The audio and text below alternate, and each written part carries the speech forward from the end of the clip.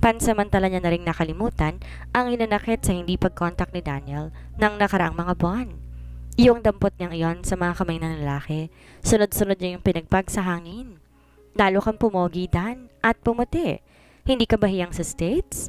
Bakit bigla-bigla kang napauwi? Nagkatawanan ang dalawang lalaki sa kawalang direksyon ng mga tanong niya. Isa-isa lang, sabi ni Daniel. Mahinang kalaban. Ang dami-dami kong naipong kwento sa'yo. Ako man, marami ring sasabihin. Pakiramdam ni Angeli lumukso sa lalamunan ang kanyang puso. Anong ibig sabihin ni Daniel? May mga plano na ba ito para sa kanila? Fix yourself, Angeli. Sinira ng tinig ni Sam ang tahimik na pag-iilusyon ng dalaga. Kapag nagising si tita at inabutan ka sa ganyang ayos, tiyak makukurot ka sa singit ng wala sa oras. Namula si Angeli. Noon lang siya totoong naging aware sa suot na teddy. Bahagya na lang yung humagpas sa balakang niya at kahit may katelong shorts kasing nipis din ang pang-itaas na seda. Alanganin siyang sumulyap kay Daniel. Nahuli niya ang kislap ng pagka-amuse sa mga mata ng binata. May kahina-hinalang hugis sa mga labi nito, tila ba pinipigil lamang ang pag-alpas ng ngiti. Magbibiis muna ako, paalam niya at dinaan sa biro ang pagkaasiwa. Huwag niyo kung uubusan ng daing ha? Para sa'yo, sagot ni Daniel. I am going to guard it with my life. Hindi kinasanay ni Angeli ang paliligo sa umaga, ngunit naligo siya ng umagang iyon. Usually wala siyang pakialam kahit despormado ang suot na damit sa bahay, ngunit namili siya ng presentableng house dress sa cabinet. Nagbayad siya ng konting kolon at kung hindi lang masyado nang magiging obvious, gusto niya pa sana mag-apply ng makeup bago humarap sa almusal. Gusto niyang maging maganda sa paningin ni Daniel, pero may kung anong pwersa nang umawat sa kanya. Oo at mahigit na 4 na taon siyang naghintay sa pagbabalik nito, pero hindi na naman ito kailangan malaman. Ano't anuman, natagalan pa rin si Angeli. Tuloy, magsisimula ng mag-agahan. Ang mga kasambahay, nang pumasok siya sa komedor, masunurin ka talaga. Biro niya kay Daniel na tumayo upang ipaghila siya ng silya. Ngayon lamang yan. Hanggang pwede pa? Bakit? Hindi po pwede palagi? Gusto mo sabunutan ka ni Bless? Sabat ni Sam. Bless? Nagtatakang kumunot ang noo ni Angeli. Pagtatakang may kahalong ka ba? At kabang may dahilan? Kinumpirma yon ng marinig na deklarasyon ng kapatid. Fiancé ni Daniel. She's still in the States pero uuwi rin next month para dito na rin sa Pilipinas magstay for good. Daig pa ni Angeli ang pinagsakloban ng langit at ng lupa. Umikot ang paligid niya sa pagkawindang. Mabutit nakaupo na siya, kundi malamang na nabigo siyang suportahan ng mga tuhod na tinakasan na ng lakas. Ikakasal ka na, Dan? Ayaw halos tumabas ng tinig sa bibig niya. But on the other hand, tahimik siyang nagdarasal na sana pabulaanan nito ang sinabi ni Sam. Nasanay nagbibiro lamang ang kapatid. Ngunit tumango si Daniel. Hopefully kung hindi magbabago ang isip ni Bless. Wala sa loob na dinampot ni Angeli ang baso ng tubig. Tuloy-tuloy na nilagok. Para bang sa pamamagitan niyon, malulunok niya rin ang mga luhang nagbabadyang umahon sa mga mata. She succeeded in a way, ngunit lalo lang bumigat ang pakiramdam niya. Ewan kung dapat ba niyang ipagpasalamat na mukhang walang ideya ang sino mang kasalo sa mesa sa kirot ng umangat-ngat sa kanyang dibdib. Patuloy sa maganang pagkain si Sam, habang si Tita Laling naman, panay ang usisa tungkol kay Bless. Sila ang 3 taong pinakamalapit sa kanyang puso but she never realized na posible rin palang kamuhian niya mga to. Bago pa tuluyang humalagpos ang pagtitimpi ni Angeli, nagpa siya ng tumayo na at lisanin ng komedor. Saan ka pupunta? Maang natanong ni Sam. Nakatingala sa kanya. Tatawagan ko nga pala si Donna. Bahagya niya nang nakontrol ang panginig ng tinig. May humihingi kasi ng pabor eh. Hindi ba pwedeng mamaya na? Tanong ni Tita Laling. Masamang iniiwan ng grasya sa mesa. Baka ho hindi naabutan. 9:00 ang pasok nun sa opisina. Di na nga siya pinigilan ng 3. Sa pasasalamat ng dalaga, 1 minuto pa sa company ng mga ito, magbe-breakdown na siya sa harapan nila. As it was, halos hindi niya na makita pa ang dinaraanan habang papalabas ng komedor. Nahihilam na sa luha ang kanyang mga mata. At dahil lubog sa sariling dalamhati, hindi niya na napansin ang biglang pamamayani ng katahimikan sa pagitan ng mga iniwan, habang ang tatlo ay makahulugang nagpalitan lamang ng tingin. Donna? Di na kayang dalhin mag-isa ni Anjali ang problema. Tinotoonan niya ang pagtawag sa kaibigan. Ano nangyari sa'yo? May pagka-alarma kaagad na tanong ng kaibigan sa kabilang linya ng telepono. Bakit ganyan ang boses mo? Umiiyak ka ba? Lalo tuloy napahigpi si Anjali. True friend talaga itong si Donna. Without telling the words, nasa-sense nito ang nararamdaman niya. And to think na hindi siya nito nakikita, kundi naririnig lang. Anjali? Untag ng kaibigan. Umuwi na si Daniel, kamakalawa. Huwag mong sabihin, nakasilid siya sa kabaong kaya para kang namatayan. Sa kabila ng dinaramdam, hindi niya napigilang wag matawa. Ang morbid mo naman. I will take it na buhay siya and in good health. Anong iniiyak mo dyan? He's getting married. Hindi sa'yo? Iiyak ba akong ganito kung sa akin? Sandaling nawala sa linya si Donna. Akala ko ba boyfriend mo yun at matagal ka nang niyayayang magpakasal? Tanong nito pagkuwan. Kahit sa sarili nililiit si Anjali sa nabitawang kasinungalingan. Sabi ko lang yun para wag na akong kulitin ni May at tuwela na makipagsyota. Pero yung boyfriend, I swear, akala ko talaga boyfriend ko siya. At ikinuwento niya rito ang unedited version ng relasyon nila ni Daniel bago to umalis tungong Amerika. My gosh! Nagawa mo siyang ligawan? Hindi ako nanligaw. Depensa niya sa sarili. Sinabi ko lang sa kanya yung feelings ko. Ano pa bang tawag mo ron? Being honest? And all these years, umasa ka? Di makapaniwalang tanong nito. Anong klase ka ba namang tanga? May reason ako. May feeling siya sa akin noon. Hindi mo ba naisip na Consuelo di Bobo lang yon? Para hindi ka masyado ma-depress sa pag-alis niya.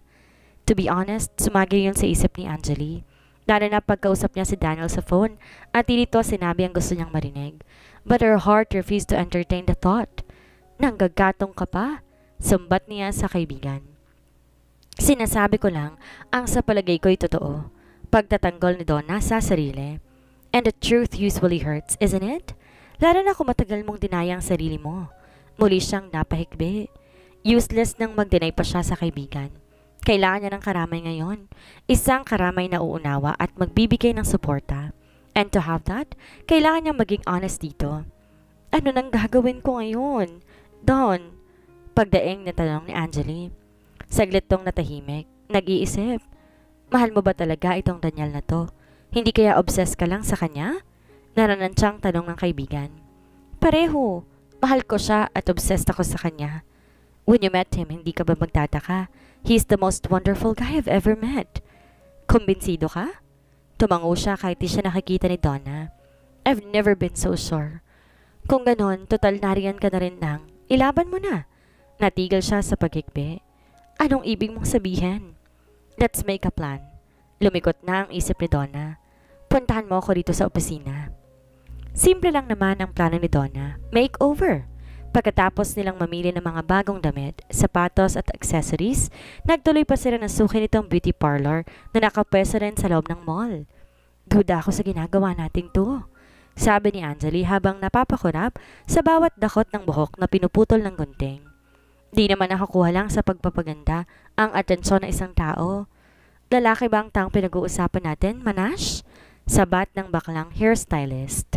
To answer your question, hindi tibo ang kaibigan ko. Irap ni Donna bago bumaling kay Anjali. Granted na tama ka, pero friend naman. Think positive. Sa aminin mo't sa hindi, yung packaging natin ang una nakikita ng mga guys bago nila manotice kung matalino tayo or mabait. Alam naman ni Daniel ang ugali ko. He knows me inside out. And that was more than 4 years ago. Malaki na ang pinagbago mo. I did not change that much. Yes, you did. Hindi ka na ngayon nagpapahid ng labi sa dibdib ng suot mong kamiseta. Hindi ka na nagkakabot ng legs sa harap na madlang people. Hindi ka na... Oo na, oo na. Awat dito ni Anjali, natatawa. My goodness naman, wala ka bang maganda-gandang memory sa akin? Ano't ano man, na matatapos ang pagtitrim at pang-highlight ng burgundy sa buhok niya. Halos di na makilala ni Anjali ang sariling refleksyon. Dati na siyang may itsura pero higit siyang maganda ngayon. Nagkaroon siyang air of confidence pero hindi sa paraang arrogante. Nagmukha siyang sophisticated and older than her age. O, diba? Tuwang-tuwa si Donna sa resulta. Matagal na silang nakalabas mula sa parlor, hindi pa rin nababawasan ang excitement nito. Hindi ka mukhang remnant ni Maria Clara. Kapag hindi ka pa naman napansin ni Daniel niyan, may kulaba na siya sa mata. I am sure maganda rin si Bless. Naalog na naman ang kumpiyansa ni Angeli sa sarili. Pero wala siya rito. Nasa yung pagkakataon para makumang pansin ni Daniel. Tama ba yun doon? I mean, hindi ba unfair kay Bless? Lalo na't wala siyang kaideya na nag-exist ako? All is fair in love. At kapag mahal natin ang isang tao, hindi natin sila ipinamimigay. Kahit hindi tayo mahal, ibang usapan yun. Kaya nga you're gonna make him fall in love with you. And if I fail, at least wala kang what ifs na itatanong sa sarili mo dahil nga lumaban ka. Napabuntong hininga si Angeli. Ewan ko doon, baka lalo lang akong mabaon sa feelings ko sa gagawin natin eh. Nakabaon ka na nga, di ba? Sa bagay, walang mawawala kundi pride, which can be avoided if you know how to deal with your cards right. Anong ibig mong sabihin?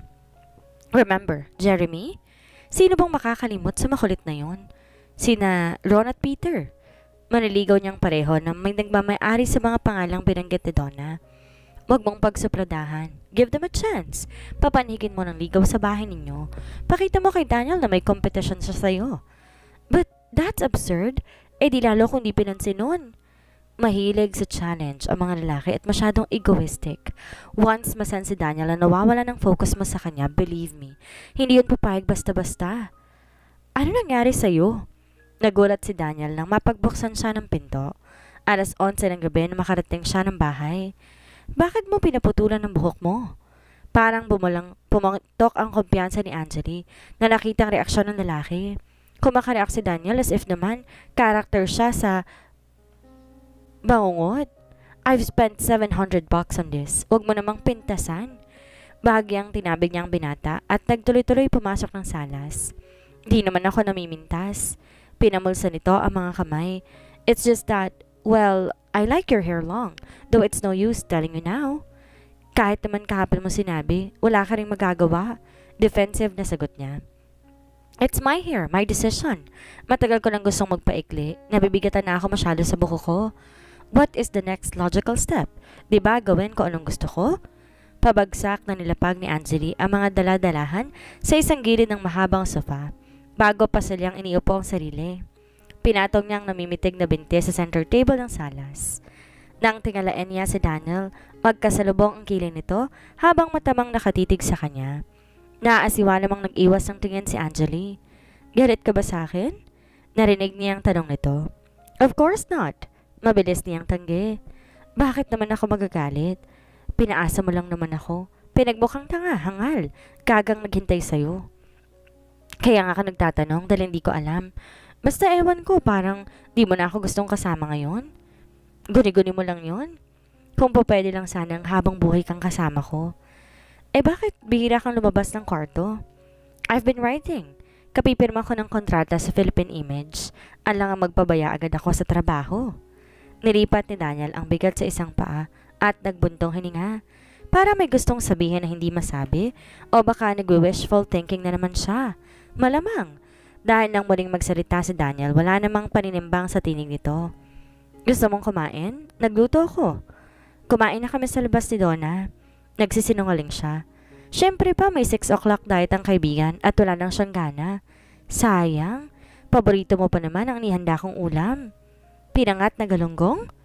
Nakadama agad ng gutom si Angeli. Na maraming bawang at taba ng baboy. Na-touch siya. Dahil after all these years, natatandaan pa rin ito ang paborito niyang pagkain. Pero di siya nagpahalata. Pineke niyang isang hikab at tinapik-tapik ang bibig na parang hindi interesado. Kumain ka na ba? Umiling ang binata.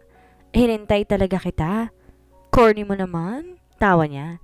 Hindi ko naman dalang kaldero Huwag kang ganyan, Daniel. Baka lalo akong umasa. Sina kuya, tita? Tanong niya. Kumain na. Umalis ulit ang kuya mo, may shooting daw ng commercial. Si Tita Laling kanina pa nagpapahinga. Sige na nga. Kakain ako kahit konti para may kasalo ka. Pero sa harap ng pagkain, nagkaroon ng problema, Angeli.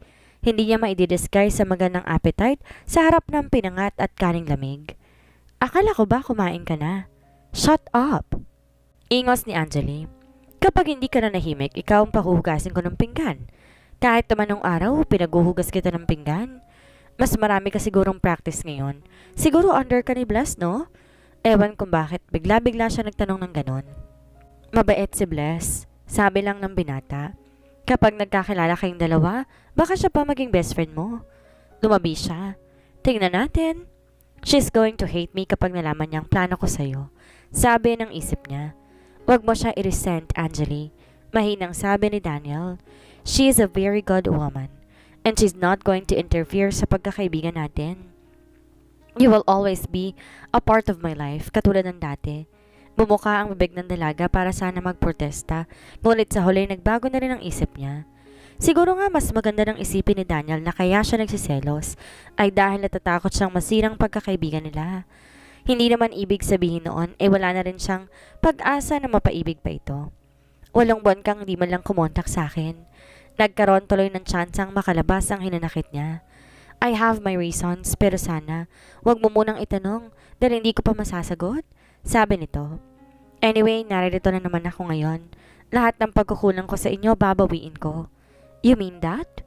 Napangiti si Anjali. Kusa nang lumapit ang oportunidad para magkaroon siya ng pagkakataon na makapasok sa puso nito. Try me, ang tanging sagot nito. Tinupad ni Daniel ang pangako. Halos araw-araw sa nagdaang 2 linggo, namamasyal sila ng binata. Minsan sila lang at minsan kasamang ilan nilang mutual friends. Madalas naman paikot-ikot lang sa Maynila at Quezon City. Nagsa-shopping sa mall. Nanonood ng show band sa mga music bars, pati Manila Zoo. Hanggang na yung Pilipino hindi nila pinatawad. To the point na nagsimula ng magkaroon ng maling ideya ang mga kaibigan nila sa pagkatawa syempre ni Anjali. After all, marami ring na-develop na tuksuhan, hindi ba? Pero lately rin mapapansin siya sa kapatid. Laging masama ang mood ni Sam, lalo na kapag naunahan pa pala nitong umuwi sa bahay. Madalas na kung batiin ito ay titingin lamang at bahagyang tatango. Nakakapanibago. Nung una naisip ni Anjali, baka may personal lang problema ang kapatid o suliranin sa trabaho. Pero bakit pag si Tita Laling ang kausap, masiglat normal naman to kung kumilos? Nang di na makatiis, sa silent treatment ni Sam sa kanila ni Daniel, kinompronta to ni Anjali. May pinag-aaralan tong portfolio noon sa pangitas na veranda ng bahay nang lapitan niya. 10:00 ng gabi kung kaya, nagdala din siya ng mamimerienda ng kapatid. Masyado bang importante ang ginagawa mo, kuya? Tanong niyang nilapag ang tray na kinapapato ng 2 iced tea at garlic bread. Bakit? Malamig na tanong nito. Gusto sana kitang makausap? Di inaalis ang tingin. Naiminuwestra nito ng ulong, ekstrang monoblock chair na nakapwesto sa veranda. Hinilayon ni Anjali at naupo sa harapan nito. Galit ka ba sa akin? Para magalit ako sa'yo, dapat may kasalanan kang ginagawa. Doon nga ako nagtataka eh. Wala naman akong ginagawang masama. Sigurado ka? Natigilan si Anjali. Hindi sa tono ng boses nito, kundi sa implikasyong bigla na lang yumakap sa kanyang pangunawa. Dati na naman kaming lumalabas si Daniel. Noon yon. Iba na ang sitwasyon ngayon. Ikakasal na si Daniel. Anong kalalabasan mo kung sakali? Querida? May pigil na igting sa tinig na tanong ng kapatid. Hindi naman. Huwag ka nang magkaila. Putol nito sa sasabihin niya. Akala mo ba, may itatago mo sa akin ang nararamdaman mo kay Daniel? Pinapahirapan mo lang ang sarili mo, Anjali. Gumagawa ka ng sarili mong multo. In the end, masasaktan ka lang. He is not meant for you. Nagyuko siya ng ulo. Kung alam mo talaga ang feelings ko, kuya, dapat maintindihan mo. Oh yes, I can understand. Pero hindi ko matatanggap na magpapakababa ka ng ganyan. Ikakasal pa lang naman siya, kuya. Pwede pang umurong si Dan. What makes you think na ipagpapalit niya si Bless sa'yo? May sarkasmong tanong nito.